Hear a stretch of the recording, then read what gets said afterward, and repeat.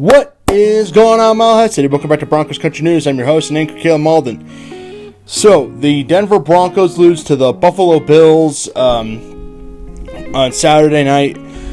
And I just wanted to give some more thoughts, a quick recap, and then I have some more extended thoughts on this game. I have quite a bit to say.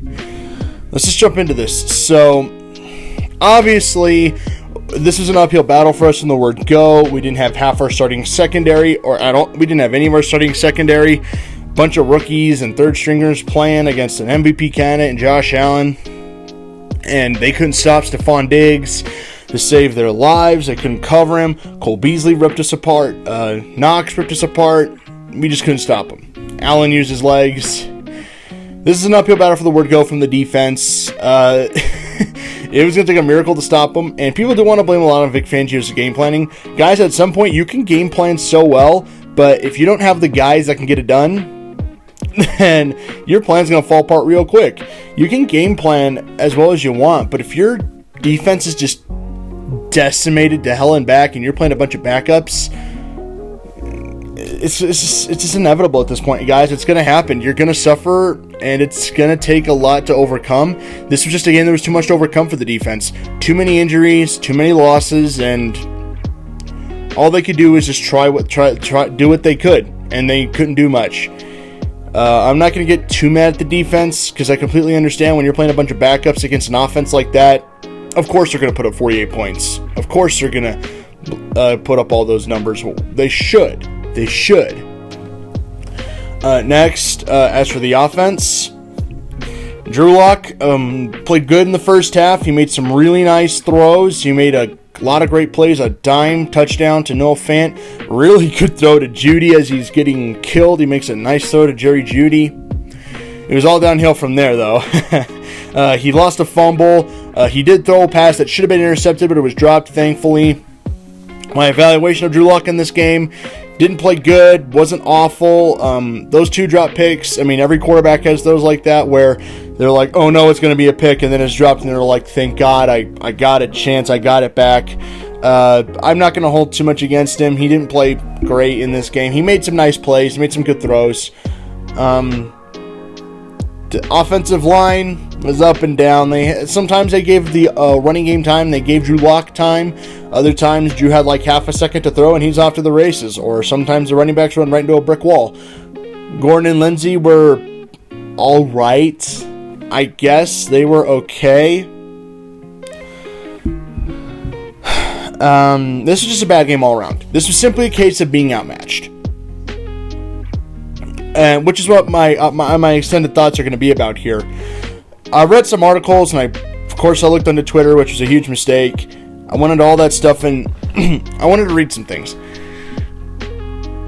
And one of my favorite articles that made me laugh so freaking hard was from the Mile High Huddle. You know the SI guys over at Mile High Huddle? And the article said, Broncos fans demand Fangio and Elway to be fired after shocking loss to Bills. Like, okay, let me get this straight. A team that has a battered, decimated secondary that is just depleted across all the lines of the ball, that has a still extremely young offense that's still getting its bearings, it's still learning. You're facing an MVP candidate in Josh Allen. What did you expect to happen? Like, did you think that the Broncos actually could have stopped that offense? I don't get their logic here. Like, had we had Callahan and Boye and we'd had a lot of our starters back, okay, then I understand. But in this scenario, no. Like, come on. I wasn't exactly happy with the blowout per se, but I wasn't completely shocked. I'm like, okay, yeah, of course that happened. I mean, this was simply a case of the Broncos being outmatched. It's that simple. People want to find a reason like why this team was so bad, was beaten up. The case, they were outmatched. The Bills had the weapons, and we didn't have enough to match them. It's that simple, guys. We were outmatched. Every team has a game like that. Big shock, welcome to the National Football League. And people, of course, are freaking out and all that stuff. You know, another losing season. Welcome to life as a rebuilding team. Welcome to the pains of having a young roster. These people have, like, no patience at all. They want, and I know I keep pounding, I feel like I'm screaming into the void at this point about this, and I'm a broken record. I kind of am. But welcome to reality.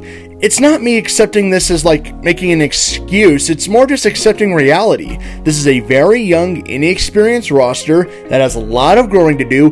This was simply wrong place, wrong time. Not a good week to lose your best corners. Not a good week to lose your depth. Wrong place, wrong time for this young team. I'm not going to read that too much into this game because I didn't learn that much about the Broncos. We were very injured, very decimated. It was going to take a miracle to keep this thing close, and of course the Bills pulled away. Kept it close in the first half, then the Bills pulled away. Simple as that. Not a ton to read into it. But the reason why I keep preaching patience, look at the team we just played. And I like a tweet that somebody put. Drew Lock through his first 16 starts is 8-8. Or 8-7 if you discount the Pittsburgh game that he didn't finish.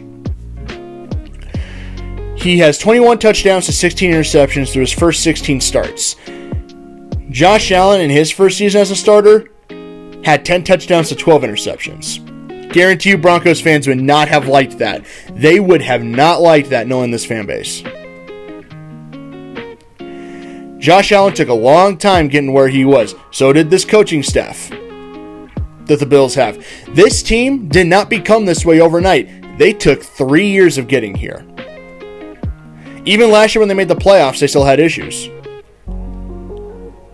And they lost because their offense wasn't there yet. Because Josh Allen still had some growing to do. Now they look what they do, and they took their time. They let this thing cook. Because they had faith in the process. It's exactly what the Broncos need to do. There's the talent here. The potential is here. Let this thing cook a little while. Bills fans, happy for you. Happy for Bills Mafia. Obviously, I don't like that we got blown out. But I don't have any ill will toward the Bills. I don't. And for the Broncos, and the people are saying like that the Broncos fans have no patience. Guys, Twitter is just a weird place. Twitter is a toxic place. Win or loss, Twitter is always toxic. I don't give it too much merit, though it does drive me up a wall sometimes. But in terms of like an analytical perspective, I don't give too much thought into it. The Bills took a long time to get to where they were. And again, I got no ill will toward the Bills. I'm actually happy that the Bills are doing as well as they do. I kind of have a soft spot for that fan base. I have a soft spot for the Buffalo Bills. I'm happy that they're doing as well as they are. And I have faith that if the Broncos stay the course and they just trust the process, which I think they are, they might reach that someday. I don't know if they'll be as good, but they might reach it. Who knows? I guarantee if the fans ran this team the way that the fans think they could, then things would never go great. Let's just say that. Things would be blown up after a year.